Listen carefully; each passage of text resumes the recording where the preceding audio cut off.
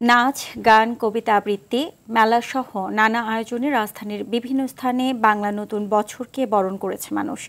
শিশু কিশোর সহ সব বয়সের মানুষ এতে অংশ নেয়। ঢাকা বিশ্ববিদ্যালয়ে বেশ কয়েকটি স্থানে হয় বর্ষবরণ অনুষ্ঠান। রঙিন আলোকসজ্জায় সেজেছে ৫ তারকা হোটেল সহ অনেক ভবন। সুরের মূর্ছনা আর বাহারি খাবারের আয়োজন করা হয় হোটেলগুলোতে। বিস্তারিত জানাচ্ছেন নাজমুল হুদা।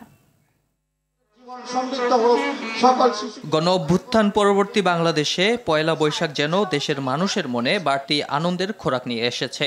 তাই এমন উচ্ছ্বাস উদ্দীপনা বাংলা নববর্ষ উদযাপনে। শিশু কিশোর থেকে বৃদ্ধ সব বয়সী মানুষ উৎসবে মেতেছেন এই আয়োজনে।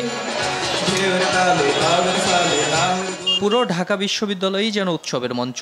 এক এক স্থানে এক এক বিভাগ ও সংগঠনের অনুষ্ঠান, নাচ, গান, কবিতা আবৃত্তি সহ নানা কর্মকাণ্ডে চলে নতুন বছরকে বরণ। সবার মধ্যে একটা মানুষ আছে, সেই মানুষটাকে জাগিয়ে তোলার জন্য আমরা যেমন আসি, সবাইকে আসার উদ্বুদ্ধ করি।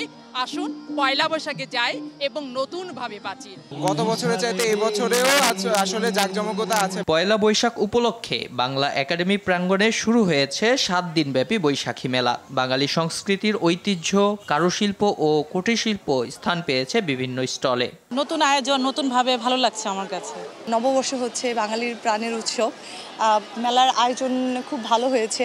রাজধানীর বিভিন্ন হোটেল, পার্ক আর মাঠেও উৎসব মুখর পরিবেশে নববর্ষ উদযাপন করে মানুষ।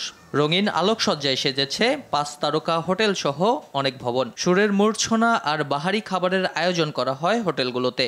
বড়রা তাদের যে আয়োজনগুলো চায় বৈশাখের, সেই আয়োজনগুলো এখানে পুরোটাই ব্যবস্থা রাখা হয়েছে। দেশীয় সংস্কৃতির সঙ্গে পরিচয় করিয়ে শিশুদের নিয়ে নববর্ষ উৎসবে যোগ দেন অভিভাবকরা। নাজমুল হুদা, RTV, ঢাকা।